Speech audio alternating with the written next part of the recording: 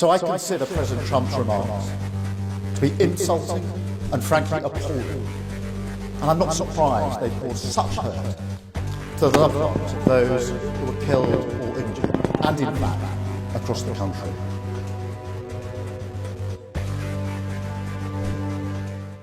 British Prime Minister Keir Starmer has launched a public rebuke of US President Donald Trump, calling his comments on NATO troops in Afghanistan insulting and frankly appalling. The intervention marks a blunt confrontation with a sitting US president and signals a sharp escalation in already strained relations between London and Washington. Let me start by paying tribute to the 457 of our armed services who lost their lives in Afghanistan. I will never forget their courage, their bravery, and the sacrifice that they made for their country. There are many also who were injured, some with life-changing injuries. And so I consider President Trump's remarks to be insulting and frankly appalling. And I'm not surprised they've caused such hurt to the loved ones of those who were killed or injured, and in fact, across the country. The backlash follows remarks made by Trump in a Fox News interview and earlier in Davos, where he claimed NATO allies, including Britain, stayed a little off the front lines during the Afghanistan war and questioned whether the alliance would stand by the United States in a crisis. I've always said, will they be there if we ever needed them? And that's really the ultimate test, and I'm not sure of that. I know that we would have been there, or we would be there, but will they be there? And let's hope that that never happens. We've never needed them.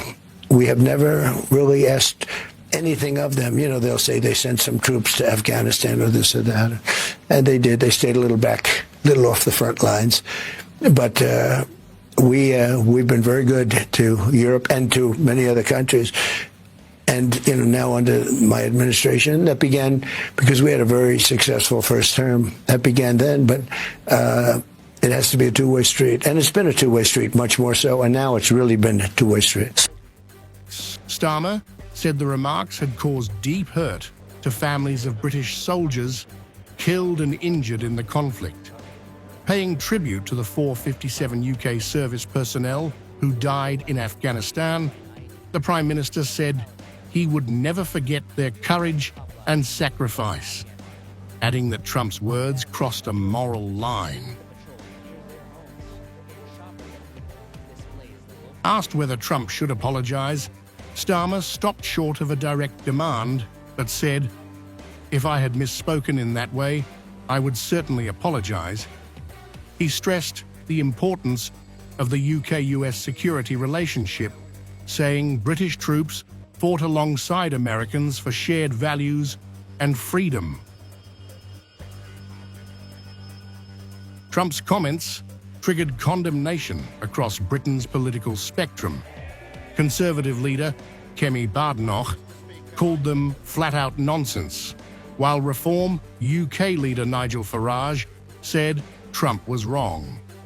Defense Secretary John Healey said NATO allies had answered the US call, and veterans dismissed the claims as utterly ridiculous.